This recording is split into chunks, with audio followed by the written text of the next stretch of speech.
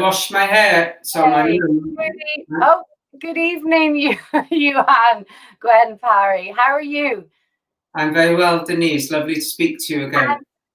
Thank you so much for joining us, and I'm really looking forward to asking you some questions tonight and getting to know you a bit more, because you're fairly new to us actually at the gallery, in gallery years, which is so.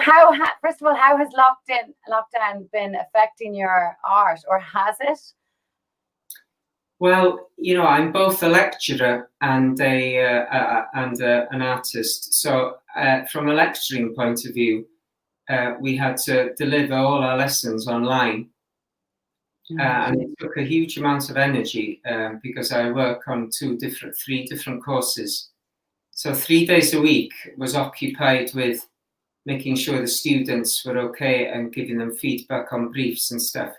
But personally, for me as an artist, I've always thrived on solitude, being isolated, and it really never bothered me, if I'm honest with you. And of course, I missed going to the cinema, and I missed going out, and I missed seeing my friends. But collectively, I think I had more time in my studio in the last 3 months than I've had in about 4 years, consistently. And I remember quotes that Matisse said once, that he did his strongest work in Morocco in his 20s because he was always waking up in the same frame of mind as he was going to bed. And I understand that now, because there was no other distraction except, well, okay, I'll do a few hours here and there. And I like the space, really, and the fact that I couldn't work every day and I didn't want to. And it was an option rather than having to work because of juggling timetables. And tell us, so you're based in Wales. You've always lived there? Well, ironically, I studied in England. And when I left London after doing my MA at Chelsea, I actually came to Dublin to look for a job. But it was pre-Celtic Tiger, and I just simply couldn't get a footing here. I knew a few people who had some studios, people I met in London, who gave me this contact. And I thought, having an MA and sounding exotic to myself as being Welsh, I would get a simple teaching job to start me off. But I was, to be honest with you, Denise, I was 22, I was naive, and I wasn't really clear what my direction was. And it was an accident that I came back to Anglesey. I actually came back with the intention of only being there a weekend. And while I was back in Anglesey, which is the island opposite you, he offered me some part-time teaching. And that's, and I really, after a few months of being home, this is where my kind of roots are, and it was near the sea, and I really, that this is my inspiration. So have you been teaching since you've been 22? 23. Wow, that's quite impressive. It's my 25th year of being a lecturer. Wow. I can't say an influential one, but yeah, it's I've got a jolly long CV when it comes to teaching. Have you actually stayed in the same college, or have you? I moved around, but pretty impressive. I always wanted to teach, if I'm honest with you. I always thought I could teach, and being bilingual here, it's a huge benefit as a teacher. And the courses that I teach on are great courses, and I work with a great team of people, and we've worked together for a long time. And the college and the departments have got a long history in art education in Wales. So despite the politics, like everything else, it's actually, I find being around young people inspiring, and it fuels my own kind of passion as well. So, how long have you been an artist as well? Were you a teacher for a long time and then made the jump into being an artist, or did you always? No. I'm part time. I teach 3 days a week. Okay. And I've taught part-time for 25 years. It was never my intention to be full-time, and I've never been seduced to teach full-time. And so I've kept stringently to the structure of 2.5 days a week, and occasionally, like this term, I'm doing 3. So no, it was my intention to be part-time, to divide my time between selling paintings and teaching. And you know, I'm not one of that people who say that teaching is just a way to earn money. It's a real way of life, and it's indistinguishable to my practice now. One very much directs the other, you know. But I hope to retire from it one day. Before I keel over. So I imagine are you quite strict in your routine? And if you teach as well, you're trying to fit in your painting as well. And are you quite strict with how you work? Well, it's a very good question. To be honest with you, I don't have the same energy.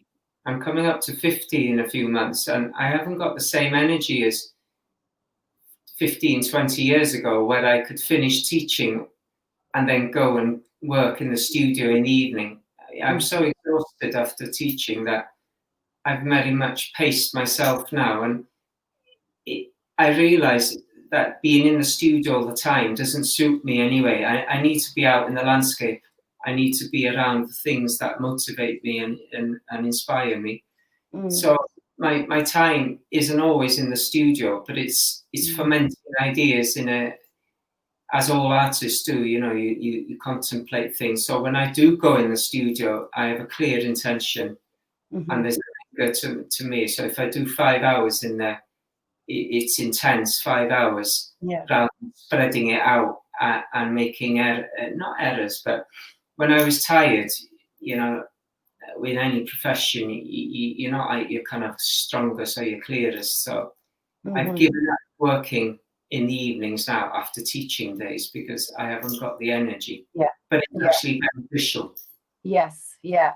And did you what was your preference of painting? Would you have liked to paint in the evening time, or do you like to work during the day?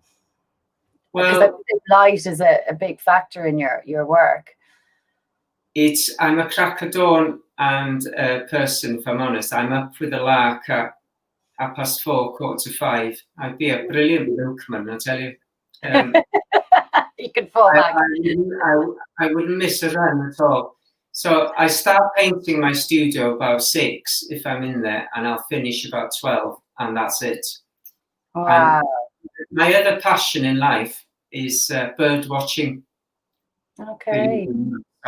So it gives me the afternoon to go and indulge in my favourite pastime. So I go very much on the island, and I frequent, and you know, it's a real important kind of aspect of my life because it's usually near the sea or inland, and it in a way encompasses part of research anyway. So there's always a sketchbook, there's always a binoculars, and one is you know, one will suggest the other. And the latest collection they're all kind of mainly Irish seascapes as well. So can you tell me a bit about this latest work that you've done for us? Well, I've travelled across the Irish Sea, like many of us Welsh, since I was about 18, 19. And for me, the Irish Sea, and I mean this as a kind of romantic symbol of, it sounds abstract, but it personifies to me what it's like for me to be in the Northern Hemisphere and to feel a kind of connection between an ancient culture of Welshness and Ireland, and especially the eastern seaboard of Ireland. So I've travelled extensively over the years, and I've made hundreds and hundreds of journeys across the sea. And the sea it encompasses all the things that, you know, I kind of try to inject into my painting. It crystallizes everything in my vision as a painter. And I think the Irish Sea is so close to me now that I think of it as an intimate sea, because I know it so well and I've traveled across it so well. So in a way, I should have been showing with you 15 years ago, because these paintings were made back then. Absolutely. Yeah, I love that piece behind you there. It's absolutely stunning. There's just great depth and movement in it. It's beautiful. Oh, thank you. It's a great deal. But, you know, it's an ongoing series of works. I'll never get tired of, you know, the crossing the sea and the various kind of changes in the light there. And it allows me just pictorial freedom, really, because there's nothing really in the sea except for, you know, what you want to put into it. So it encompasses space, light, elemental, you know, elements as well. So it's just a vehicle for me to make paintings, but they have to be specific to either Dublin Bay, the eastern seaboard of Ireland, and Wales. You know, it wouldn't work. It's not the ocean, it's the sea. Okay, not the broad ocean. I would just call it the Irish Sea. For me, it's personally important that it has that connection with this particular place. And then it allows other people to see the universal in it then, I believe. Yeah, absolutely. I loved your video you sent us as well. Your studio is pretty amazing. So you've lots of references there of sketchbooks and loads of books. Do you always sketch everything out first and then put it onto canvas, or how do you normally start? Well, I've never used photographs. I don't have an objection to anybody who does. Of course I don't. But for me personally, it stems from drawing out in the landscape. But I don't copy a drawing to a study, to a painting. They're reference points. And how I like to work is that I like to reinvent it through the imagination. And I feel that's what painting language is about. It's not replicating what a photograph does necessarily. So for me, it's about invention through the imagination and allowing the 700-year tradition of paint and painting to have a kind of an important voice, because the actual act and activity of painting is equally as important to me as the subjective side of it. I've always drawn because I love drawing, and sketchbooks I have an utter obsession with. I've got 84 now. Wow. Yeah. Amazing. I love sketchbooks. Yeah, well, if you ever come to the studio, you'll see them. They're on racks here, but I've got a chronological kind of order to my life. If you asked me 20 years ago, where were you? I wouldn't have a clue, but open a page of a sketchbook, it takes me straight back to that place. Yeah, that's your diary. And I use them for everything. Yeah, they're visual diaries, and for me now, they're an ointment on a daily basis. And if I don't use a sketchbook for something, whether it's to write or to draw, I get brittle and I feel fragile. You know, I don't feel myself. So they're beside my bed, and I use them, you know, almost as frequent as my phone. Wow, that's amazing. And that's no exaggeration, you know. Would you refer back to sketchbooks from 20 years ago to paint something that you have in mind of today, or do you just use them as references? Well, to be honest with you, I can't remember what I was thinking 20 years ago, but my subject is still consistent anyway. So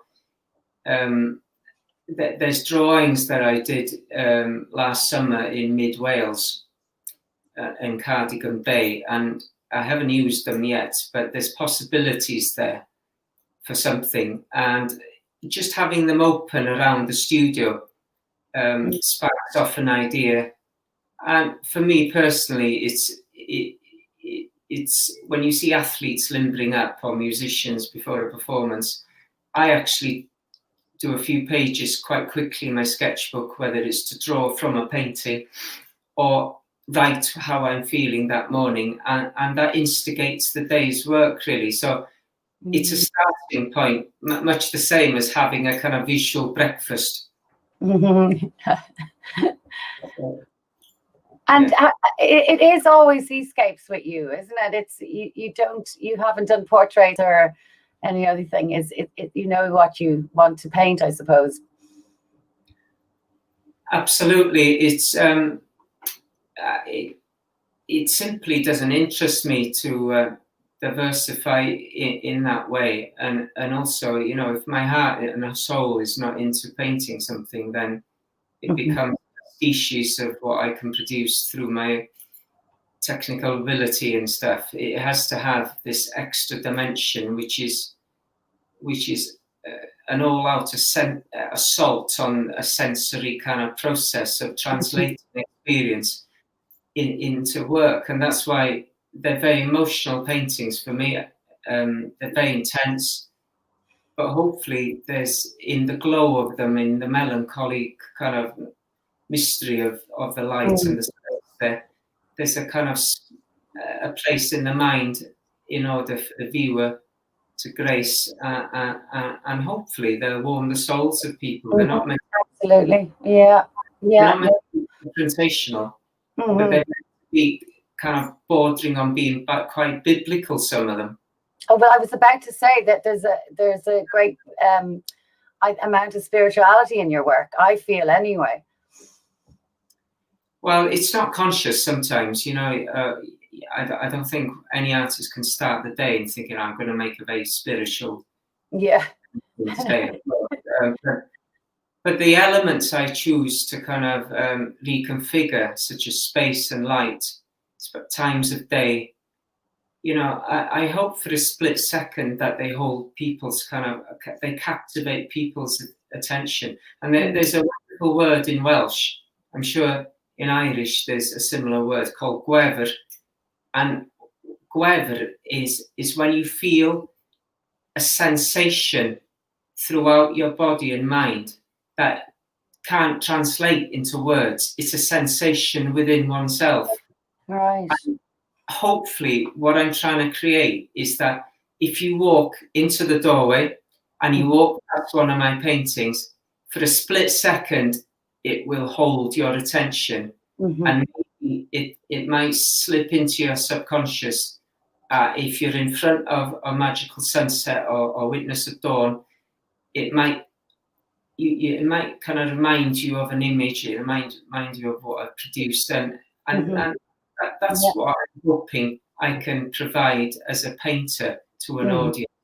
Well, that's, you know, if that's what I always say to the buyer, if you can get some type of connection with that painting, that's what it's all about, really, is that deep, that thought that leaves you distracted just for even 1 minute. That's what painting should do. Well, I think the role of paintings is to keep people's souls warm. Absolutely. And I think this COVID time, you know, paintings, I think for people have been elevated in their importance to people to with them. Yeah.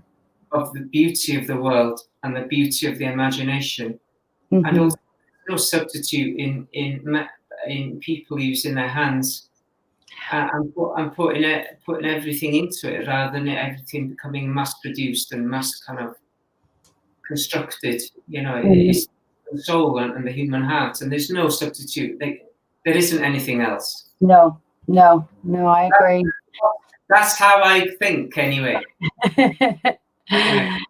And how do you feel about commissions? Do you like doing commissions for customers, or do you prefer not?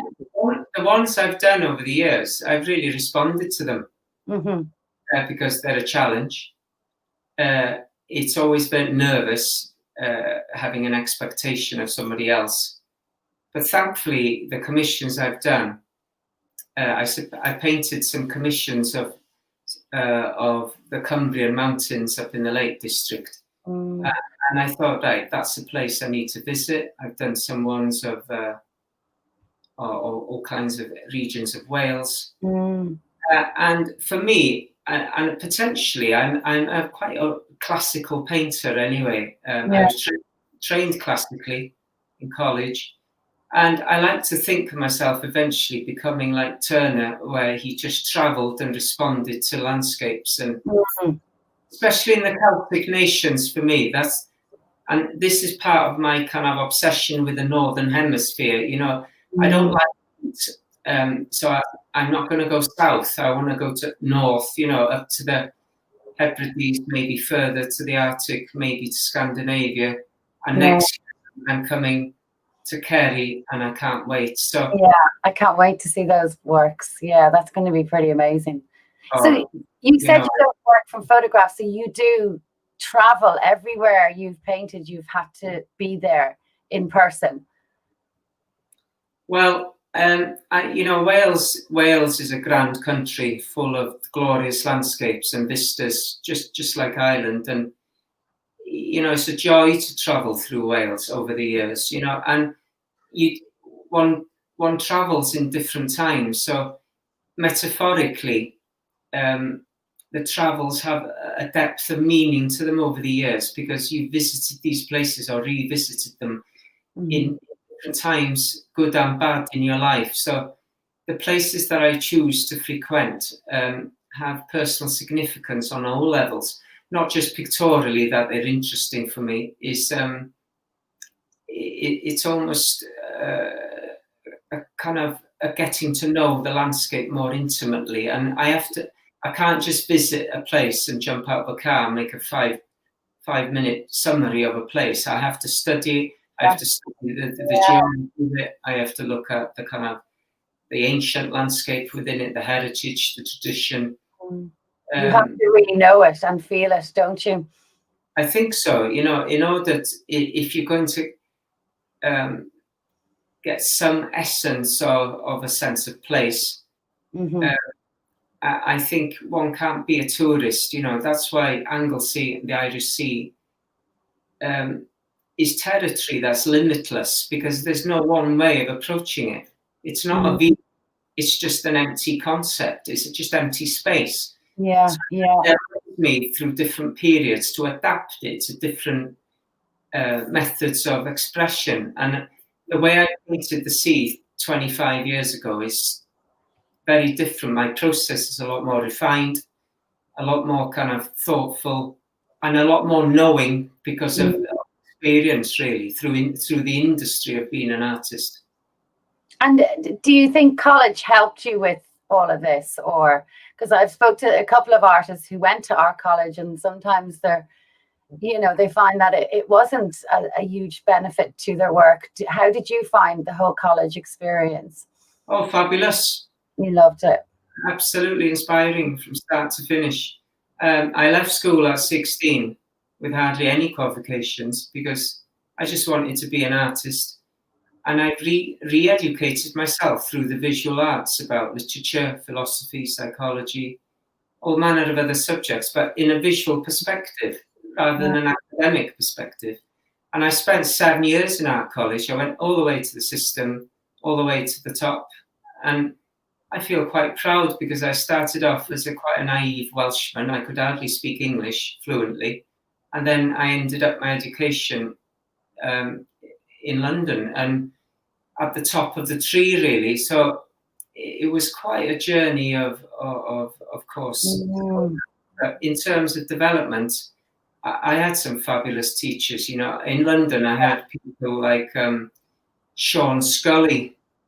Oh, really? Oh, wow. Fantastic.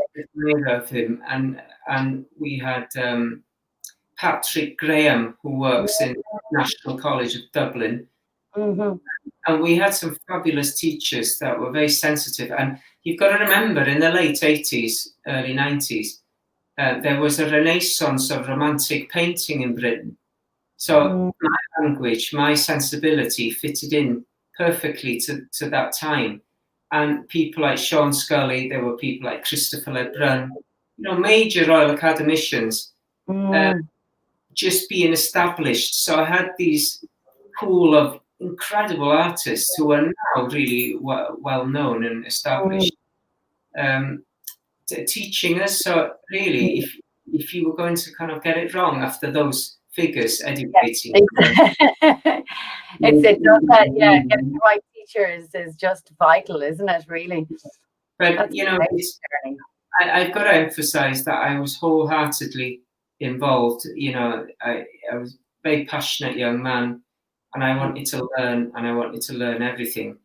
You know, and the quality of the work, it doesn't matter whether in college. It was about being experimental, learning to think outside the box, not having preconceptions.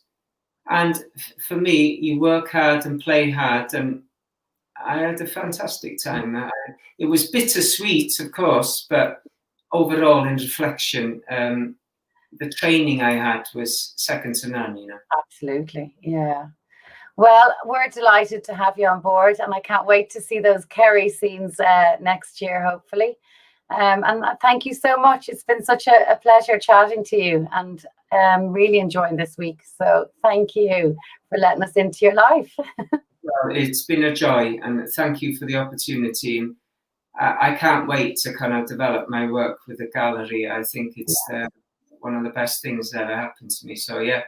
Thank you. All right. Well, listen, have a lovely evening. Thank you so much. Talk to you soon. Bye-bye. Bye.